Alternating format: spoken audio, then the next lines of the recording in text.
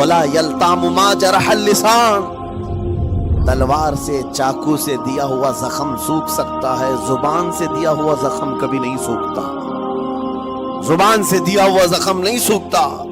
بولنے سے پہلے 1000 بار اس بات کو خیال ہونا چاہیے کہ میں جس کو بول رہا ہوں کہیں اس کا دل چھلنی تو نہیں ہو جائے۔ میری زبان یہ ہوتی 50 گرام کی چھوٹی زبان ہے، لیکن بڑے بڑے لوگوں کے کلیجے چیر کر رکھتی ہے، بڑے بڑے لوگوں کے دلوں میں سوراخ کر کے رکھتی ہے، زخمی کر کے رکھتی ہے اس کا استعمال۔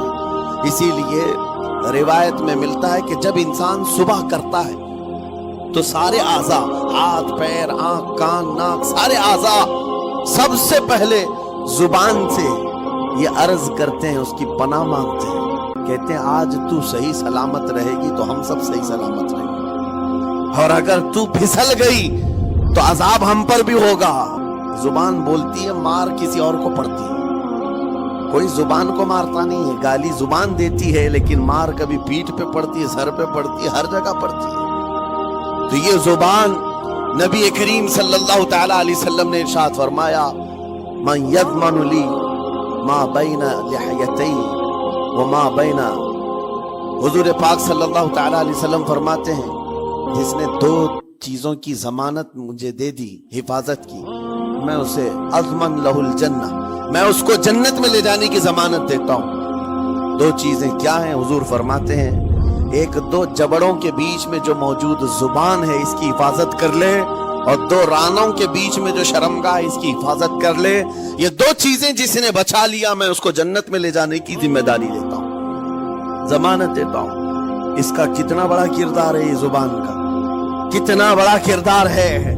اور حضور نے ایک بار پکڑ کر کے فرمایا تھا، زبان کو پکڑ کر کے کہا تھا، یہ وہ زبان ہے جو انسان کو جنت میں بھی لے جاتی ہے اور دوزخ میں بھی لے جاتی ہے۔ کلمہ کس سے پڑھتے ہیں آپ؟ لا الہ الا اللہ، زبان ہی سے تو پڑھتے ہیں، اسی کلمے نے آپ کو جنت تک پہنچایا۔ اور کافر جو کفر کرتا ہے وہ بھی زبان سے ہی کرتا ہے، اور زبان اسے ہمیشہ کی دوزخ میں لے جاتی ہے۔ اس زبان کو چلانے سے پہلے 1000 بار سوچ لیں کہ آج لہجوں کی سختیاں بڑھتی چلی گئیں، اور آپ کو پتا ہے قرآن پاک میں رب تعالیٰ نے یہ فرمایا، وَلَا تَقُلْ لَهُمَا اُفٍّ وَلَا تَنْهَرْهُمَا، والدین کے بارے میں بچوں کو کیا کہا گیا؟ ان کو اف تک نہ کہو۔ لیکن زبان جب کھلتی ہے نا، ماں باپ کے خلاف نوجوانوں کو ہم نے دیکھا ہے گالی گلوچ کرتے ہوئے اور اتنی بری باتیں کہتے ہوئے، معاذ اللہ۔ عزیزان گرامی وقار، حضور نے تو یہ فرمایا، جس نے پلٹ کر کے اپنے ماں اور باپ کو سخت لہجے میں بات کیا یا ان کی نافرمانی کی، حضور فرماتے میرا دل چاہتا ہے کہ اس کے گھر کو آگ لگا دوں، آگ لگا دوں۔ اس لیے اس بات کو ہمیشہ یاد رکھیں، تمہارے لہجے کی سختیاں کسی کو زخمی کر دیں تو آخرت خراب ہو جائے گی، آخرت خراب ہو جائے گی۔ حضرت علقمہ رضی اللہ تعالیٰ عنہ، حضور کے صحابی، حضور صلی اللہ علیہ وسلم کے صحابی، آخری وقت آ گیا تھا لیکن زبان نہیں کھلتی تھی۔ فرمایا گیا عربی کا قول ہے، جراحت السنان لها التیام ولا یلطام ما جرح، ساتھی ہیں انتقال کر رہے ہیں لیکن زبان پر کلمہ بھی نہیں آتا۔ حضور تشریف لائے، دیکھا، پوچھا گھر میں ان کے کون کون ہے؟ کہا بیوی اور ماں۔ ماں کو بلایا، وہ کہا علقمہ کے بارے میں کیا کہتی ہو، کیسا تھا؟ کہا بہت اچھا، پرہیزگار، عبادت گزار، ساری نیکوکاریاں اس کے اندر ہیں۔ تو پھر حضور نے پوچھا اچھا یہ بہت نیک تھا، تم بھی اس سے راضی ہو کہ نہیں ہو؟ ماں نے کہا میں نہیں راضی ہوں، میں راضی نہیں ہوں۔ کہا کیوں، وجہ کیا ہے؟ کہا یا رسول اللہ میرا اکلوتا بیٹا، میرا تنہا بیٹا تھا، بڑی محبتوں کے ساتھ اس کو پالا تھا، اور جب میں نے اس کی شادی کی اپنی بیوی کو لایا، اور جب بیوی گھر پر آ گئی تو میری بات کو ہلکے میں لیتا، اپنی بیوی کی بات کو فوقیت دیتا، ترجیح دیتا، اور اس وقت غالباً یہ باتیں تھیں کہ زبان سے کوئی کلمہ ان کے نکلا ہوگا جو بیوی کی حمایت میں تھی، ماں کو تکلیف پہنچ گئی۔ کہا میرا دل گوارا نہیں کرتا، میں اس سے راضی نہیں، باقی وہ بہت نیک بندہ ہے، بہت اچھا۔ حضور نے فرمایا دیکھو زندگی کے آخری پڑاؤ پر آ چکا ہے، روح نکلنے کو ہے، معاف کر دو۔ وہ بھی صحابیہ تھی. انہوں نے کہا آقا آپ کا حکم ہے یا مشورہ ہے؟ اگر حکم ہے تو پھر ماننا ہے. حضور نے فرمایا نہیں حکم نہیں مشورہ ہے. کہا مشورہ ہے تو پھر دل نہیں چاہتا. دل نہیں چاہتا. حضور نے فرمایا صحابہ سے کہ لکڑیاں جمع کرو, آگ لگاؤ اور انہیں اٹھاؤ آگ میں ڈال دو. آگ دہکائی گئی تو ماں کی ظاہر سی بات ہے ممتا بے چین ہو گئی. کہا ان کو میرے سامنے آگ میں ڈالیں گے؟ کہا ہاں اس سے بہتر ہے کہ وہاں جلے گا یہاں جلے. وہ ماں کہتی آقا آپ گواہ ہو جائیں میں اپنے بیٹے کو معاف کرتی ہوں. ادھر معاف کیا, ان کی زبان پر کلمہ طیبہ جاری ہوا. میرے عزیزو یہ بتانا مقصود اس لیے ہے کہ زبان سے دیے ہوئے زخم خواہ والدین کو ہوں یہ معمولی نہیں ہوتے. ہو سکتا ہے آخری وقت تمہاری زبان بند ہو جائے اور کلمہ طیبہ بھی نہ جاری ہو, زبان کھلنے بھی نہ لگے, یہ حالات آ جائیں گے. اس لیے اپنی زبان کا کنٹرول برقرار رکھو. کس سے کیا کہنا ہے ابھی میں اس کا دوسرا پارٹ بھی بتاتا ہوں زبان کے استعمال کا. یہ نرمی لہجے کے اندر ہونا بہت ضروری ہے, لیکن کچھ جگہوں پر سختی کی اجازت ہے, لیکن وہ مقامات الگ ہیں.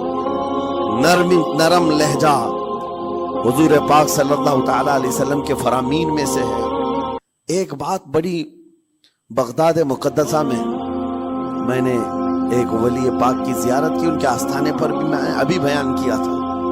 حضرت بہلول دانا مجذوب بزرگ تھے اور بغداد کی گلیوں میں کہیں پر بھی بیٹھ جاتے تھے, اور جو جانکار تھے وہ سمجھتے تھے یہ اللہ والا بندہ ہے. مجذوب کس کو کہتے ہیں؟ جس کی یاد الہی میں عقل فنا ہو گئی, ختم ہو گئی.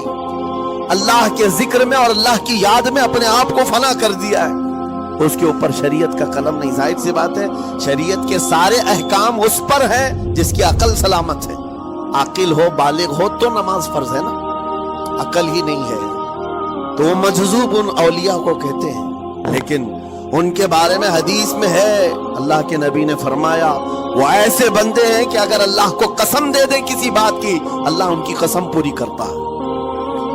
وہ بہلول دانا بیٹھے ہوئے تھے. بغداد کا ایک مشہور تاجر تھا لیکن خستہ حال تھا, بہت نقصان اٹھا چکا تھا, خسارے میں چل رہا تھا, بزنس پورا لاس میں, اور وہ پریشان حال بہلول دانا کے پاس آیا, گڑ گڑایا, کہا کہ حضور مجھے بچا لیں, رحم کر لیں, میں تاجر ہوں, لٹ گیا ہوں, لاس میں ہوں, کچھ آپ فرما دیں میں کیسے اس بھور سے نکلوں. بہلول دانا نے دیکھا, کہا ٹھیک ہے کچھ پیسے بچے؟ کہا ہاں ہے, وہ بس اتنا سرمایہ ہے کہ مال لیتا ہوں پھر بیچ دیتا ہوں, نفع نہیں ہوتا. بہلول دانا نے کہا ایک کام کر, کالا کپڑا جتنا ملتا ہے سب خرید لے, پورے شہر سے کالا کپڑا جہاں جہاں مل جائے سب لے کر سٹاک کر لے. کہا جی حضور آپ نے جیسا فرمایا. گیا, جتنا سرمایہ تھا سب لگا دیا, کالا کپڑا خرید کر ایک جگہ سٹاک کر دیا. اللہ والے کا حکم تھا.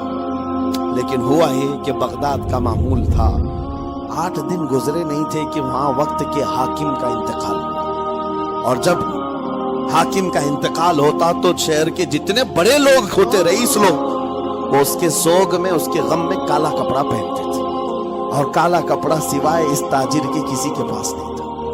اور سارے بڑے لوگ پیسوں سے اس کے پاس کالا کپڑا خریدنے آئے. یہ منہ بولے قیمت پر, جیسے تیسے جتنی قیمت پر بولے سب خرید کر لے جاتے, اور پل بھر میں ایک دن کے اندر وہ بہت بڑا کروڑ پتی بن گئے, بہت مال آ گیا.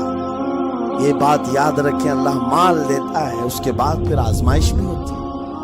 مال اتنا آ گیا, اب لے کر کے مستیاں تھی, چند دن گزرے. ظاہر سی بات ہے مال کو بڑھانے کی تمنا ہر ایک کی ہوتی ہے, کوئی یہاں پر اینڈ کرنے والا نہیں ہے دنیا میں, چاہے اس کا بزنس اربوں پر بھی پہنچ جائے اسے آگے پہنچنا ہے.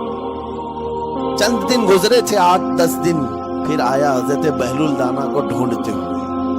ایک جگہ میدان میں یہ مجذوب بزرگ بیٹھے مل گئے. آیا اور کہا او دیوانے بتا اب کیا خریدوں, پیسہ بہت ہے ابھی میرے پاس, بتا دیوانے اب کیا خریدوں.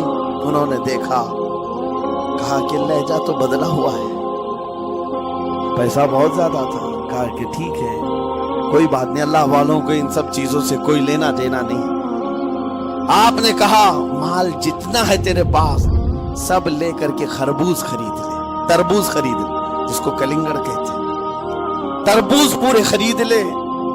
اس نے کروڑوں کی جائیداد پورے تربوزوں میں لگا دی، سب تربوز خرید کر سٹاک کر دیا ایک جگہ، اور اس کے گمان میں یہی تھا کہ چند دن گزریں گے، کوئی ایسا ہی حادثہ ہوگا جب تربوز منہ مانگی قیمت پہ لوگ خریدیں گے اور میں بیچوں گا۔ پورا مال تربوز میں لگایا، 2 دن 4 دن 6 دن 8 دن گزرے، کوئی حادثہ نہیں۔ ادھر تو تربوز سڑنے لگے، وہ تو زیادہ دن سٹاک نہیں کیے جا سکتے، سڑن شروع ہو گئی۔ پھر تھوڑے دنوں کے بعد پورے کے پورے سڑ گئے، کروڑوں کا مال تربوز میں سڑ کے چلا گیا۔ وہ کچھ بھی نہیں سکا، کچھ نہیں کر سکا، واپس چیختا چلاتا اسی حالت میں آیا، پہلے سے بھی زیادہ بدتر حالت میں آ گیا ہوں۔ دوڑتے ہوئے آیا، حضرت بہلول دانا کو ڈھونڈتے ہوئے، کہاں ہیں؟ وہ اسی جگہ بیٹھے ہوئے مٹی میں بیٹھے رہتے تھے۔ قریب آیا اور کہنے لگا کہ آپ نے میرے ساتھ ایسا کیوں کیا بہلول؟ بہلول دانا نے کہا کیا ہوا؟ کہا میں تو لٹ گیا، تربوز میں پیسے لگائے آپ کی وجہ سے اور پورے سڑ گئے۔ بہلول دانا نے کہا میں نے تو کچھ نہیں کیا، پہلے تو تجھے نفع ملا تھا وہ تیرے لہجے کی وجہ سے، اب خسارہ ہوا ہے تیرے لہجے کی وجہ سے۔ پہلے جو آیا تھا بات کرنے کے لیے اس وقت تیری تمیز الگ تھی، تیری تہذیب الگ تھی، اخلاق الگ تھی، گڑ گڑا کر کہا تھا کہ میں لٹ گیا ہوں آپ رحم کر دیں۔ دوسری بار آ کر کے کیا کہا؟ وہ دیوانے بتا کیا خریدوں؟ لہجہ بدل گیا تو پوری حیثیت بدل گئی۔ زبان ہماری اونچائی پر بھی لے جاتی ہے اور نیچے بھی لے آتی۔ اس بات کو ہمیشہ ملحوظ رکھیں کہ اس زبان سے بہت سارے لوگ نفع بھی اٹھاتے ہیں، بہت سارے لوگوں کو نقصان بھی ہوتا ہے۔ لیکن ساتھ میں یہ بات بھی عرض کروں، نرم گفتگو کرنے کا عادی ہر ایک کو ہونا چاہیے، نرم گفتگو کرنے کا عادی ہر ایک کو ہونا چاہیے، اس کی نیکیوں کی علامت ہے۔